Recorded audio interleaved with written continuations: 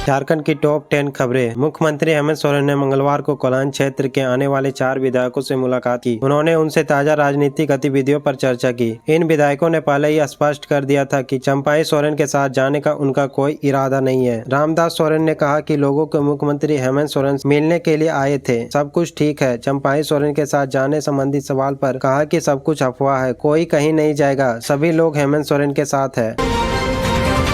मुख्यमंत्री हेमंत सोरेन के राज्य के लोगों के लिए महत्वपूर्ण आदेश जारी किया है। उन्होंने मैया सम्मान योजना के संदर्भ में सूचना आ रही है कि कई लाभुकों के मोबाइल नंबर पर योजना को लेकर कॉल आ रही है, जो पूरी तरह से फर्जी है। इसलिए योजना के तहत निबंधित बहन बेटियों से आग्रह है कि योजना के संदर्भ या राशि हस्तांतरण से संबंधित कॉल आने पर OTP या बैंक खाते से संबंधित जानकारी कॉल करने वाले के साथ साझा कदापि न करें।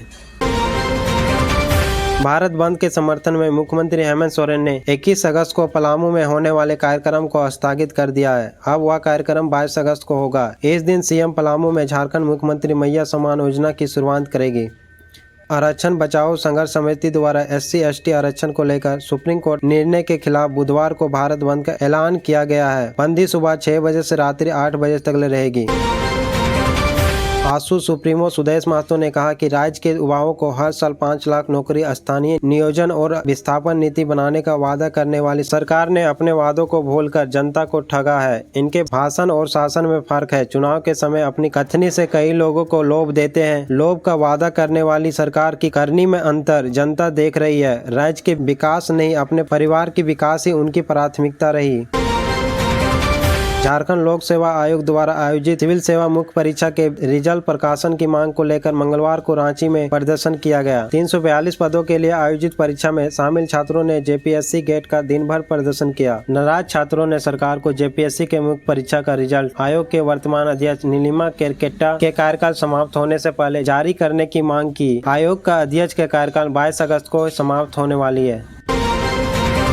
कजरू भाई के घर में सूखा पेड़ गिरने से 3 बच्चों की मौत हो गई। घटना मंगलवार को हैरहंज थाना अंतर्गत बदर लोरिया में हुई। बताया जा रहा है कि एक सूखा पेड़ की चपेट में आने से एक ही परिवार में 3 बच्चों की मौत हो गई।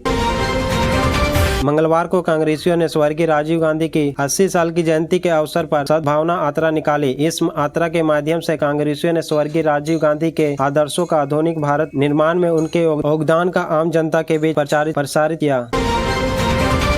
डुमरी थाना के क्षेत्र में अंबाडी गांव निवासी उबा किरो महतो की तालाब में डूबने से मौत हो गई। बताया गया कि वह सोमवार को मवेशी चराने गया था। जब देर शाम तक वापस नहीं लौटा तो परिजनों को चिंता हुई और खोजबान करने पर तालाब में पड़ा मिला। जमशेदपुर में विमान के दुर्घटनाग्रस्त होने के मामला सामने आया। मंगलवार को जमशेदपुर से सोनारी एयरपोर्ट से उड़ान भरने के बाद ट्रेनी विमान क्रैश लैंडिंग हुई। विमान की पूरी तरह से क्षतिग्रस्त हो गया। चालक दल का पता नहीं चल पाया। विमान में 2 चालक सवार थे। उम्मीद की जा रही है कि विमान की क्रैश लैंडिंग के वक्त दोनों पायलट इंजेक्ट कर गए होंगे। फिलहाल दोनों खोजबीन में हेलीकॉप्टर की मदद से की जा रही है।